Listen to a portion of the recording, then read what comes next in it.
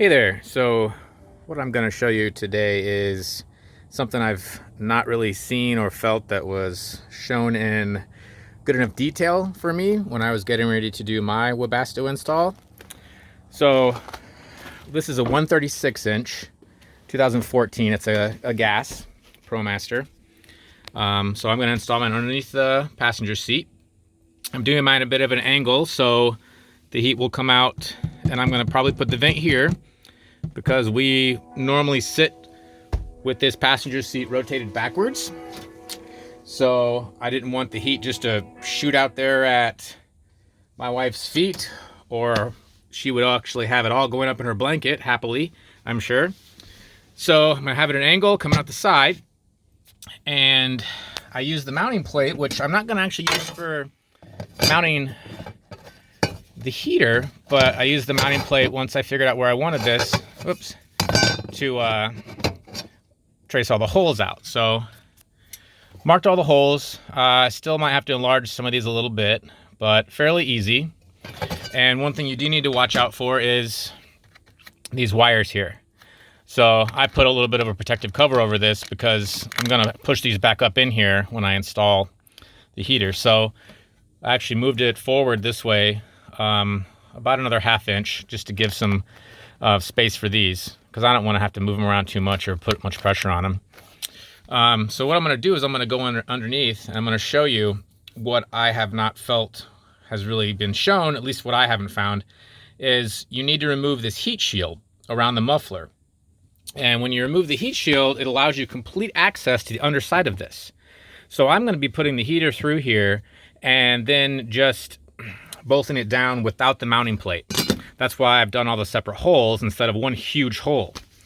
Yes, you'll have to use the seal and some additional sealant, but you would have to do that anyway if you use this. You still wouldn't have a good seal because the heater's going to seal to this, and you still need to silicone the whole bottom of this because of the ridges. You don't want any exhaust possibly or anything like that coming up through.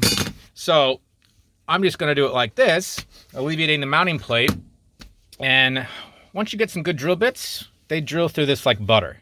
The bigger ones I've done right here are 1-inch hole saws, and I expect those to actually probably fit right off the bat. So, Clint, what are you doing?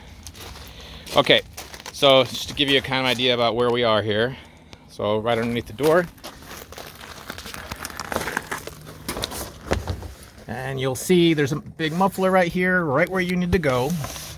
And normally this heat shield is actually up inside here. I've already pulled it down and just slid it back toward the back of the van a little bit. So this is what I'm talking about. Now right up here, there's our holes. Now with the heat shield drop down, you can get to them really easy. And what I'm gonna show you here is these exhaust hole mounts. And the heat shield goes underneath these exhaust mounts. So these are, I believe, 13 millimeters.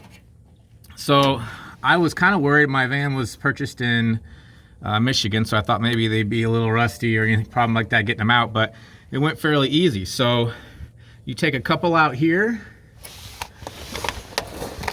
Then you've got at the front of the muffler up here, there's one on this side. There's another one on that side. And then you've got back here. And then right up here where they're already out of. They all came out really easy. And then I bent in the shield a little bit around the muffler, and I was able to actually push it back. So I don't have to take it all the way out. And by not taking it all the way out, I don't have to mess around and try and get it all the way back in. So I think with this much clearance, you can easily get your hand up in there. You'll be able to get all the hoses and stuff on. It may not be that great, but it's gonna be the only way to do it is just by getting the shield out of the way. And I've heard a lot of people say the biggest pain was putting the shield back in. So as you can see, this is what you need to do, and it should be pretty easy to put back in.